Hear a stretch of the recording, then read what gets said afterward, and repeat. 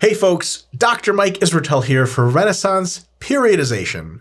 You've been asking about them, and now it's time to talk about them. Mini cuts, not the regular sized cuts, which are often too long. Not the micro cuts, which are too short. Mini cuts. We're going to talk about a few things and dive pretty far in depth. Now here's the deal. If this isn't in depth enough for you, in the description, we've put the link for our very own book, which came out a while ago, but still very pertinent, the Mini Cut Manual. It answers all the stuff I'm going to give a grand tour of today in super high depth.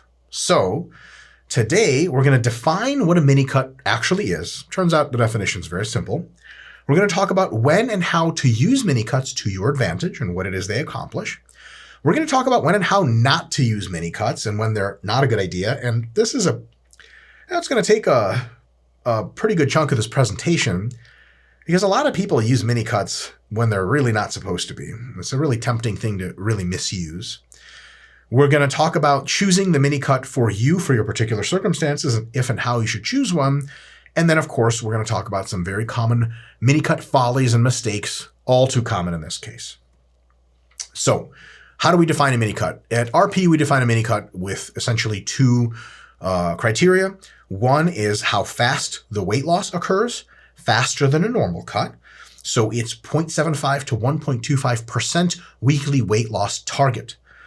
And it's a cut that is 2 to 6 weeks in duration. Normal cuts, generally for us, for our general population, are 6 to 12 weeks in duration. Yeah, you can do longer, but then you're probably a competitor. If you're not a competitor, you probably shouldn't be doing cuts that are longer than 12 weeks at a time, and in most cases, shorter than 6 weeks at a time, unless it's a mini cut, which is a very specific purpose, and that's 2 to 6 weeks. Mini cutting less time than 2 weeks probably doesn't accomplish a whole lot. And the sort of instability dietarily, body water, training-wise, mood, of just the transition is like most of the cut anyway. So if you mini cut for a week and a half, it's just a lot of, I'm just getting settled into a diet, and then you're done with the diet. Not a whole lot happens. Generally 2 to 6 weeks is what we go. Now, you'll notice, if you're astutely reading the slides, that weight loss target of roughly 1% per week, but it can be higher, it says there via forward assumed calorie deficit, not autoregulation of body weight. In most good, well-executed cuts, you have a target, and then as you measure your body weight is either off track, too much, off track, way not enough, or really close to where you're supposed to be. And then you change how much food you're eating calorie-wise, or increase or decrease your activity based on how close that curve is to the target line. In mini cuts, there's so much going on with body water shifts when you lose a ton of glycogen, differences in intake of salt, and etc., lack of cheat meals, which you used to take. There's so much going on with body water. And then towards the end of the mini cut, stress, really diet stress starts to come up real high because you're in a gnarly deficit. The body water problem is this: it's almost impossible to make on-the-fly changes. It's just too short of a window. So what we usually do, like in a 6-week mini cut, you may be able to make 1 or 2 changes. But in a 2-week mini cut, it's guess and go. That's what the forward assumed calorie deficit is. You take your current calories at maintenance and you chop off however many you think is going to lead to that roughly 1% per week loss. And then you just go, because people be like, oh my God, like I cut whatever amount of calories that I thought was going to lose me like 2 pounds a week, which was the 1%. But all of a sudden I'm losing, I lost like 8 pounds this last week. Oh, should I eat more? Well, no, because almost exclusively that 8 pounds, or the vast majority of it, is going to be body water. And you really didn't lose 8 pounds of tissue. And if you try to calculate stuff, there's just essentially tons of noise and not a whole lot of signal. So in a mini cut, typically, not always, typically, what you're going to do is you're just going to slash your calories, however much you think is a good guess, and then go. And if it's a 2, 3, or 4 week mini cut, you just do that. And at the end, once your body fills back up with glycogen, fills back up with salt and water, you're maintaining or whatever you were doing or massing before the mini cut, then you mini cut, and then all the water fluid comes back, and you might be down whatever you're down, but that only comes out in the wash. It's a process you can't analyze as it's going. With a 6-week mini cut, you may be able to make like 1 or 2 changes. Like the first 2 weeks come by, and you really just aren't losing as much weight as you planned, feel free to make another subtraction of calories or an increase in cardio, whatever. That's totally fine. But and then another 2 weeks comes by, you can make another alteration. Once a week's probably a bit too frequent. So basically, maybe you get 2, maybe 3 changes like that in a 6-week mini cut. But on average, it's really kind of like a sort of set your bearings and hit the button and go kind of situation. And it's like a fire or forget. It's not a thing where you auto-regulate really well, because some people say, well, the first week I lost X, Y, and Z. What does that mean? We just don't know what it means. We have to take a longer time to figure that out, and a longer time you usually do not have on a mini cut. So when and how do you use mini cuts? There are 2 ways to use mini cuts fundamentally. One is to potentiate or increase the expression of muscle size gains in your hypertrophy training plan. So what you would do there is you would reduce your training volume to maintenance volume, which is maintenance volume for a mini cut is roughly what your minimum effective volume would be for a hypertrophy phase on lots of food. So much less volume than you're typically normally doing. Basically, you start your volume at a normal starting amount, but you never move it up. You keep it at you start with 4 sets of squats.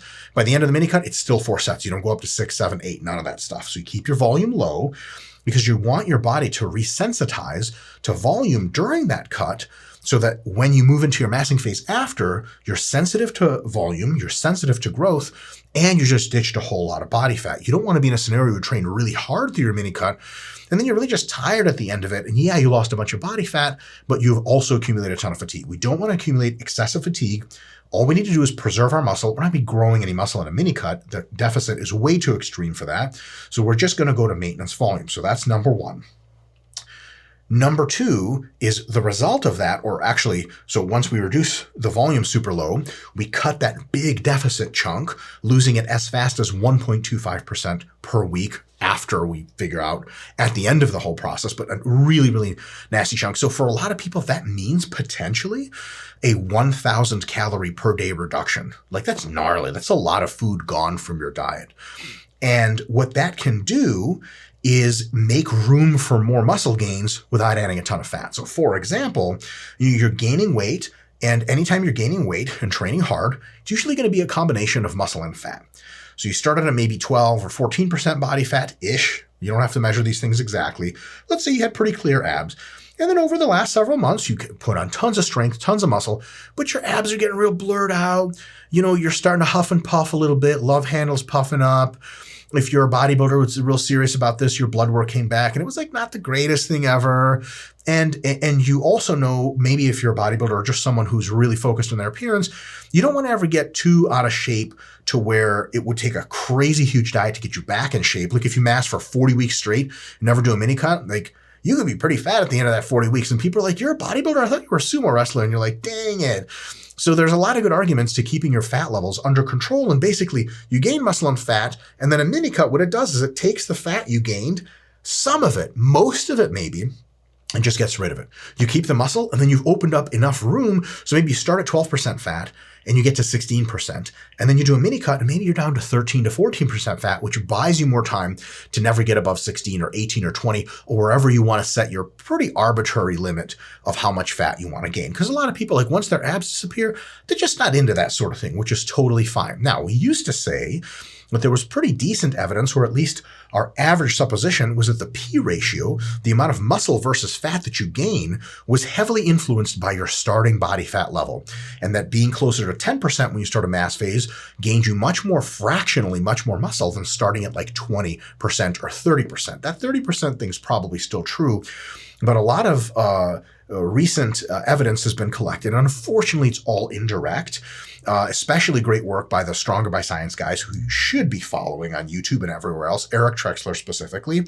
A lot of that has shown that maybe we're not as confident, and this is a very charitable interpretation of his work, maybe we're not as sure that the P ratio is really affected if, there's no convincing evidence that being leaner really makes you put on muscle that much better. He would probably take the other interpretation of maybe the evidence is even in reverse, and that if you're closer to 10% body fat, you may actually not put on muscle as well and put on more fat.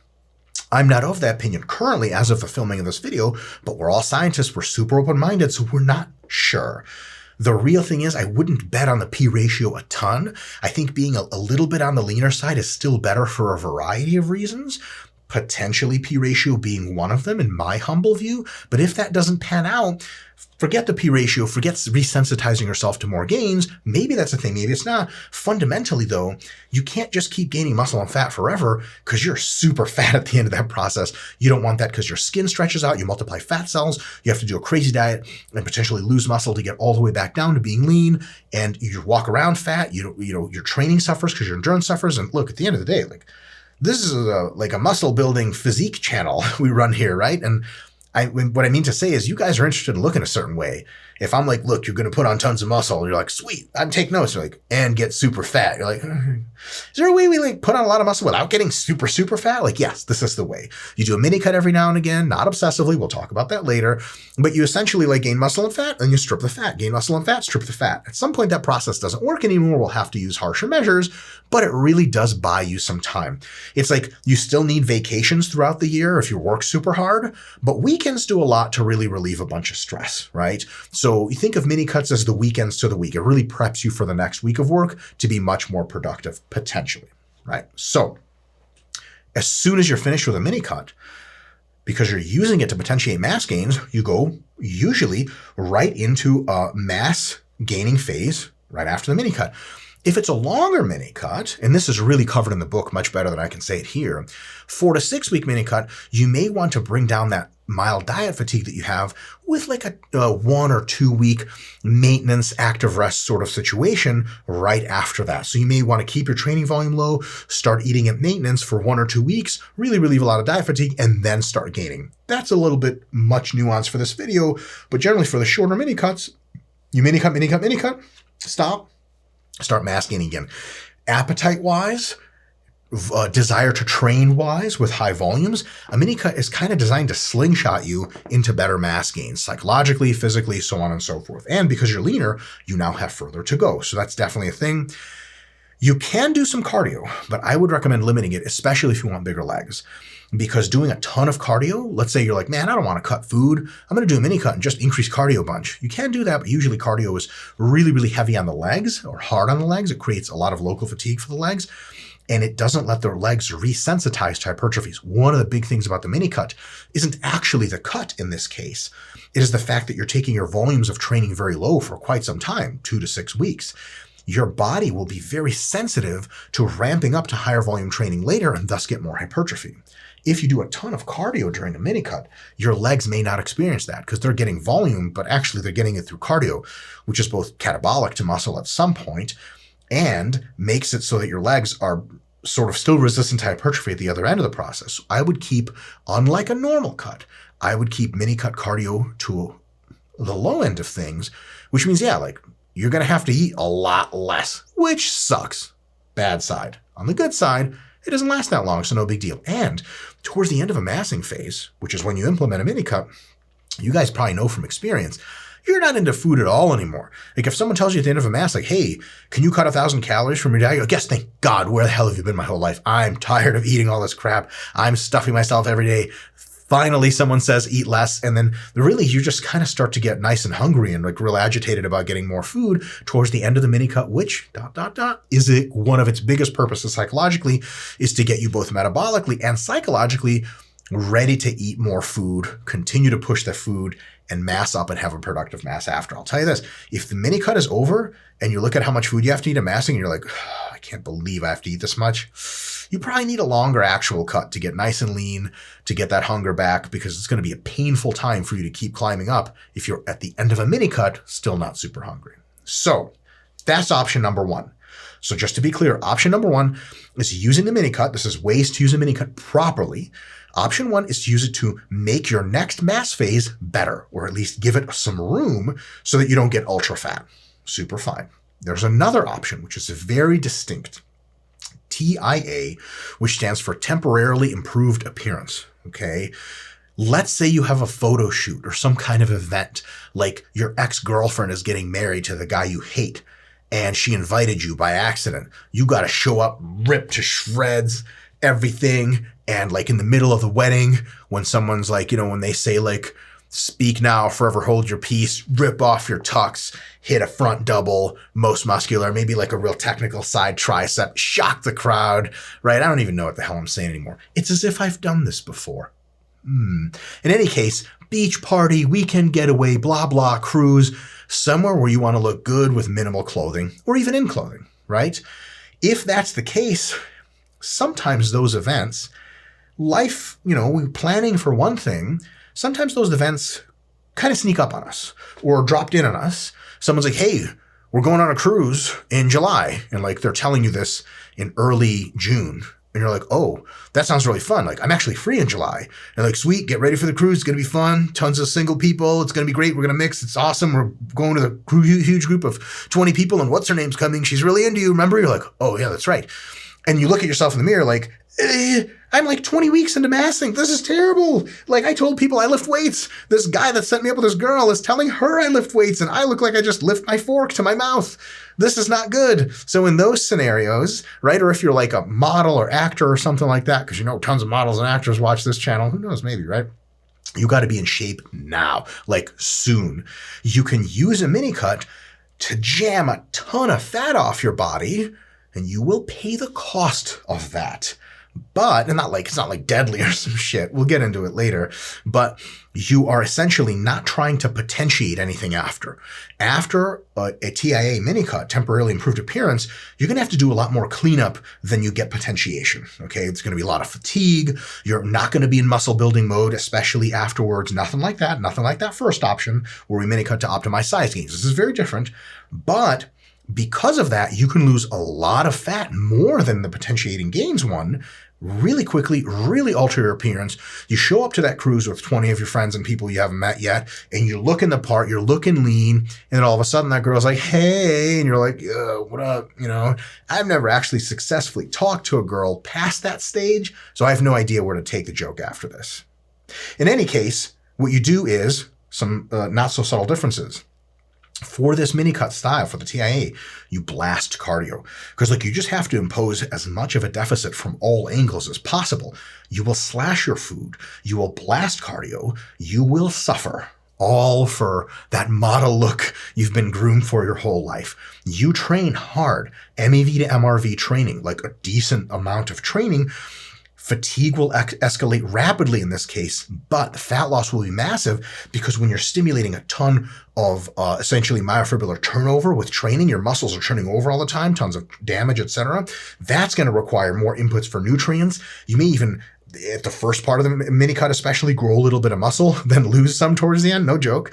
And all of that takes tons of energy, which means more fat burning actually occurs. It's a brutal process. Some of this stuff happens sort of by accident when Hollywood actors need to get in shape. I'm sure some of you guys have seen some of the plans published, like Muscle and Fitness, will be like, this actor got abs in 6 weeks. And you look at the plan, you're like, oh my God, he eats chicken breasts and drinks kale juice. And he does 2 hours of running every day. And then he just yells in the mirror for the other time. This is brutal. That's what it takes to make huge changes fast. And you pay for it because it's not sustainable long term. Fatigue will be high. It will not result in muscle growth potentiation.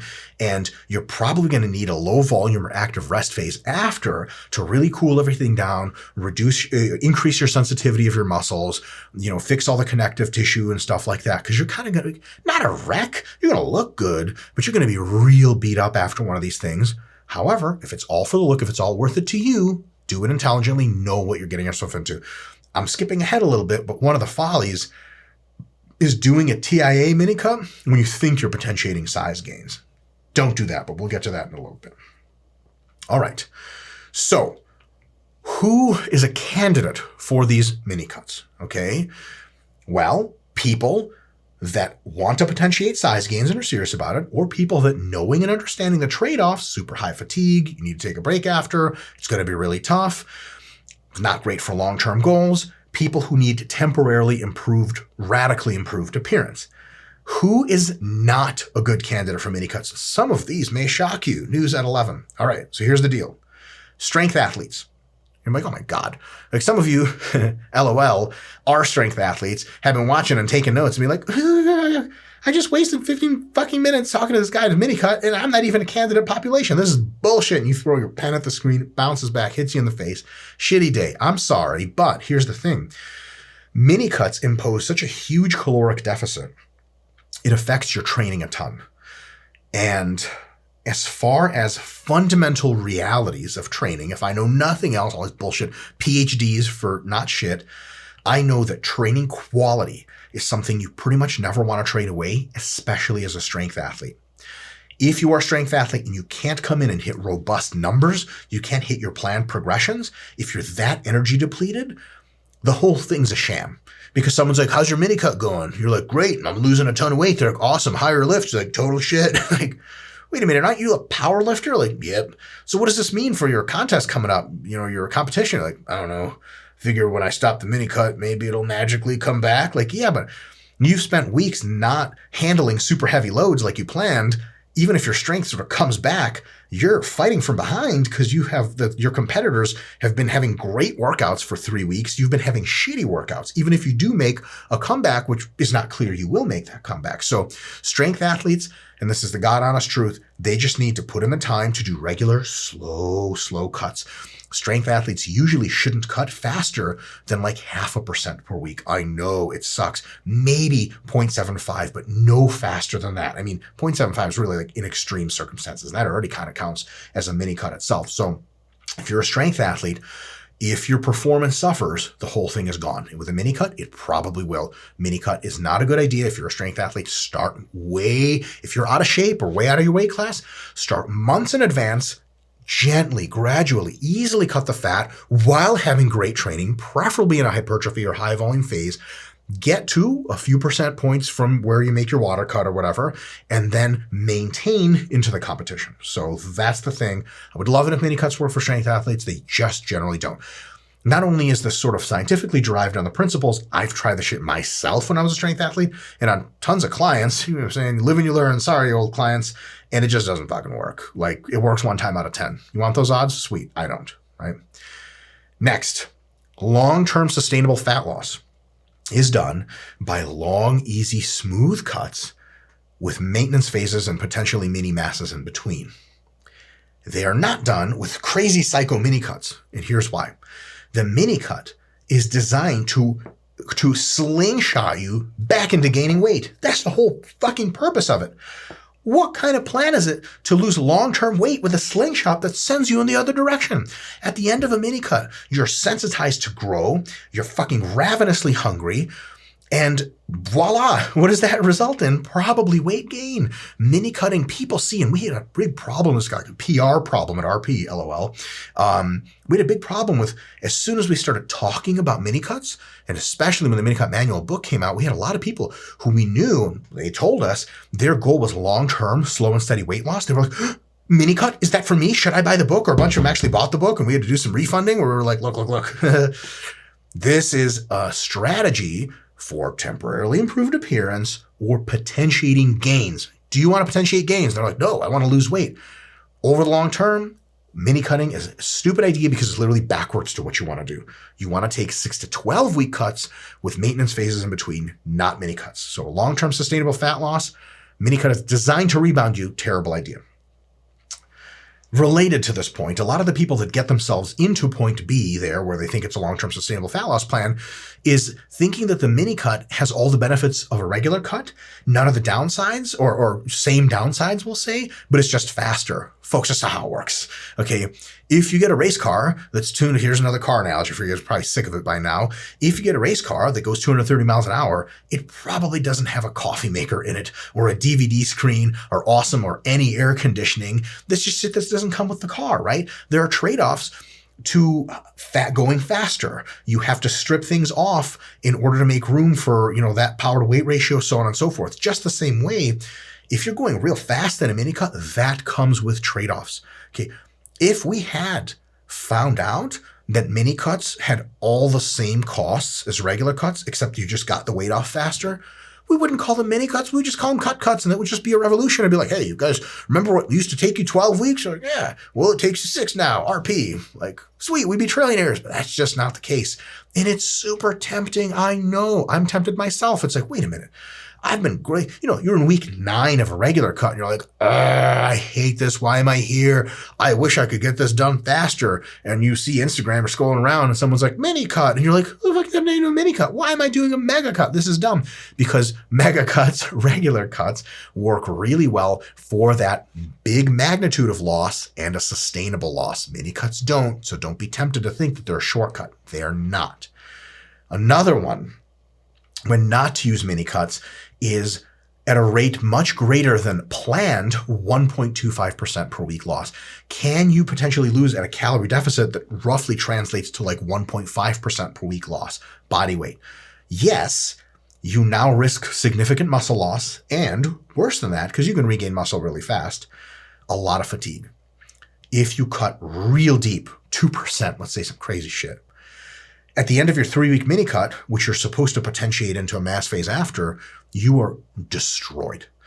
You are so fatigued and so beat up from just a crazy calorie deficit that your mass phase sucks. It's ruined. So yeah, mini cuts are more aggressive than regular cuts by that much. Regular cuts, if you guys have been interested in the RP literature that we put out, are roughly between 0.5% per week loss and 1%. Mini cuts are sort of right in it, up the middle with 0.75 to 1.25. Can you go faster? Yes, if you're experienced, you know it works for you and it doesn't fatigue you. If you're doing your first mini cut or your second or third, be easy. Start on the easier side of things. Start at 0.75, 1.0, maybe 1.25 if you get real aggressive. Don't go crazy because you will pay the price. Look, again, if we had a formula by which you could lose 2% per week and it would lose no muscle and you wouldn't accumulate fatigue, of course we'd recommend it, but that's just not the reality, right? And as I mentioned before, don't mini cut. If you have less than 2 weeks to go, or if you're trying to do longer than 6, don't do it. So the less than 2 weeks we covered already, that's just not enough time to get things going. Longer than 6, people do try. So that's basically a regular diet, but way outside of the loss rate that we recommend. So for example, you can try to diet for 8 weeks at 1.25% per week. Good God. That diet will burn many people right the fuck out. And it'll lead to binging and cheating in tons of people, or in the super dedicated, a ton of fatigue that you'll have to clean up at the back end, maybe muscle and strength loss. Not a good idea. Aggressive diets should be done shorter. Less aggressive diets can be done for longer, and there's no way to really break that sort of law of the universe. All right, so how do you choose the mini cut that's right for you, specifically to your needs, right? So if you're getting a bit fat for your tastes and preferences, but you'd like to keep massing on a massing phase, you'd like to keep gaining weight, you can absolutely do a mini cut. Probably, if you've never done one before, start at something sort of in the middle. 1% weight loss per week, rough goal, right? And it's a 4-week mini cut. 2-week mini cuts, you really have to know your body pretty well to know you're for sure in a good deficit. That's not too unsustainable, but is right on.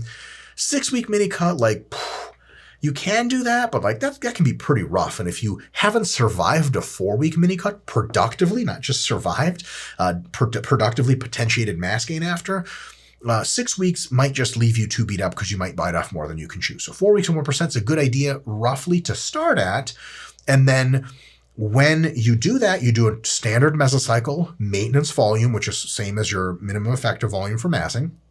And after that, when the deload week comes, you go right to maintenance because deloads should be done at maintenance. It's just a pretty hard rule. And then you deload for a week after maintenance, and then you resume massing. Easy peasy, not super complicated. Once you do your first one, you can next time do 5 weeks at 0.75 or 5 weeks at 1.25, whatever you want, whichever way you want. And remember, it's always a good idea to note how you feel, potentially write things down, and go, okay, for next time, I think I want to wiggle it in this direction, something like that. Now, if you are at the very high end of your acceptable fat range, mini cuts might just not get you what you want to do, right? if you say to yourself, like, okay, 22% fat-ish, like love handle starting to peel over the jeans is the most fat I'll ever gain. If you mini cut from that, you're going to get to just under that fat at the end of a mini cut. Let's say you lose 2% fat during a mini cut, which is actually pretty impressive. If you lose that, you're down to 20%, which is real close to 22. And in a few short weeks, you're real fat again at the top end of what you want as far as top end fatness. So you really, if you continue to mini cut like that at that top end fatness, you're really kind of designing a plan for yourself to be fat or really close to fat all the time. That's probably not what you want. You might want to be like, I'm really just much better off between the 14 to 20% range, 22 at the most. What do you do then? Well, mini cuts won't get you there. Mini cuts will not get you from 22 to 14%. What you need there is an active rest phase or a resensitization phase, and then a real slow, normal fat loss phase, 8 to 12 weeks, get all the fat off that you want to get off, take a little active rest at the end of that or a deload week or something like that, and then start massing again. Super fine idea. And there's a lot of ways to slice that, but basically, like, if you have a lot of fat to lose, mini cuts won't get you there.